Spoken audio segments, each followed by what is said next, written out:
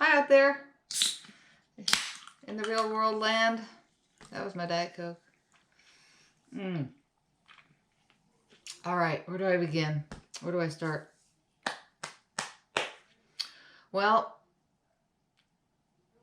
so many districts have decided, or are making decisions right now about how to handle going back to school, how to handle going back to work, and how to live our lives. And unfortunately, students, kids, children, people that are not 18 years old yet, they're sort of the ones that are pawns in this whole game. And I say that kind of reluctantly, but then again, I'm going to throw it out there today. And for maybe one of the first times in my life, I'm going to do this without caring what anyone thinks. It's, for me, it's part of the fiber of my being is that I worry about what people think about me. And today I don't care. And here's why.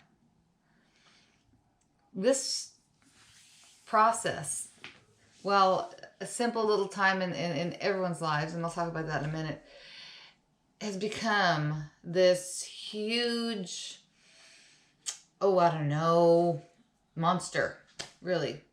And it's crossed all these little boundaries. You know, I got like 3 Venn diagrams going on here at the same time. So, I am a parent. I am a teacher. I am a human. I'm a wife with someone who's also working from home. So, I get this whole thing on a lot of levels. I really do. I only have one of my 3 children that is still in public school. The other 2 are in college. Still affected by this hugely. Hugely. Because like most teachers, I should say many teachers, we see the kids in our classroom as we see our own children. We treat them like that most of the time. I also treat the parents in my classroom, most of them, as part of our solution. I feel like we're on the same team. Until yesterday. I felt watching or listening to a meeting for our board like I was being publicly flogged because of my colleagues, the percentage of them, which isn't that big, who decided to do nothing last spring and fold out of either fear or indifference or frustration or even anger. Who knows? Who knows? Who cares right now? What we're doing now is trying to cobble together a beginning that we've never done before. So I want to talk about that for a minute. I don't want to talk forever because I'm not very good at this. But what I am good at is being honest. So here's the deal. I understand that this is inconvenient. Many people have either had lost jobs or had to have them modified or have had to have them, put off. I've had all 3 actually because I have 2 jobs, but that's a whole nother. People have had to not go on vacations, prolong a trip maybe, or celebrations, right? Weddings, graduations, all these things. Bunch of inconveniences. I will be the first one to say I missed the Boston Marathon this year, and hopefully I'll get to run it next year if they have it again. I'm doing it virtually. I'm doing a lot of things like everybody else in the world, but I'm trying not to gripe about it. It's an inconvenience to me. That's it.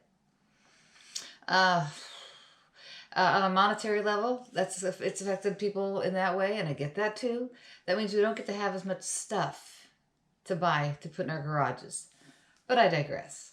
I think as we can be as creative as possible, we can get through things with less. That's always been my thing. I think we're a society of what's the word there? Excessiveness, right? I have a mug that says, "Don't destroy the earth. It's where I keep all my stuff." And the other thing I heard last night in this meeting is everyone's want to be right. Ego. Gotta be right. Gotta get my point across. You know, my kid's special and here's why.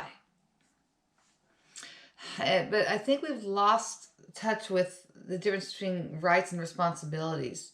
We are so wrapped up in having the right to get my education and I pay taxes, so I have right to not wear that mask in the store. And well, your responsibility is to be a good human being first. I think that's lost in translation somewhere. But the politics of this virus and in education, there's just not enough time in this video for that. So that's not what I'm going to be doing. But I think a lot of our fears lie in having this look like it did in March to May, when I think the teachers had no time at all. None. Zero. Zip.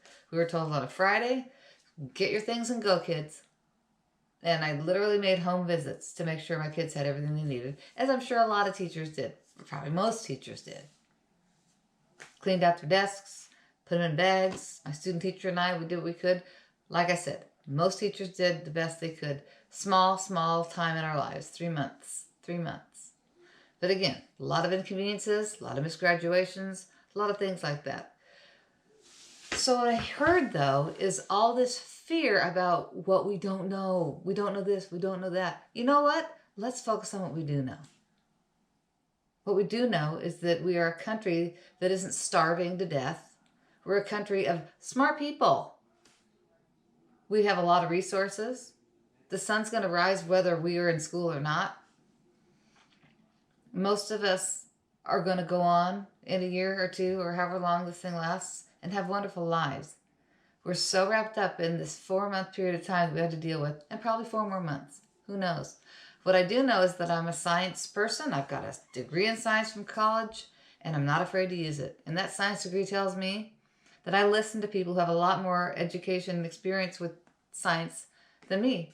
And what I know is that there's a vaccine being worked through and worked on, and they come up with it. 70% of the time it works so far.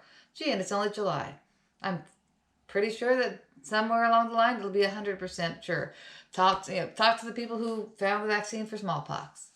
Again, I consider myself a real fan of science, and so that's where my interests lie.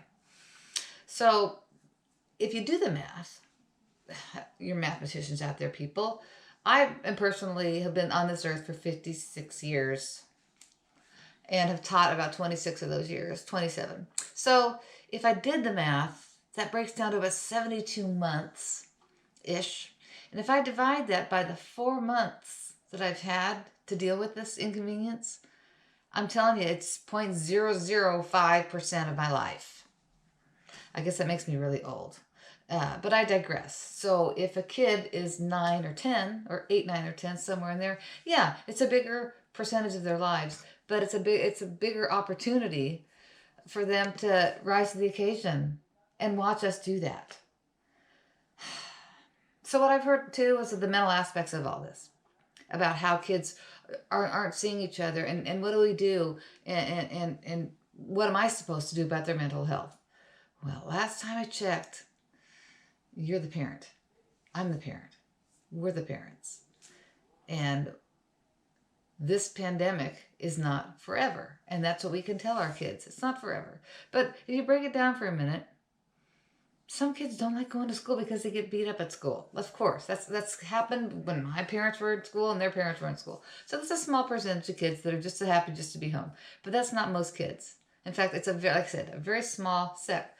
The other kids are waiting to go back to school. They're waiting to go back to what they're used to doing and seeing their friends and all that. So if you think about this for a minute,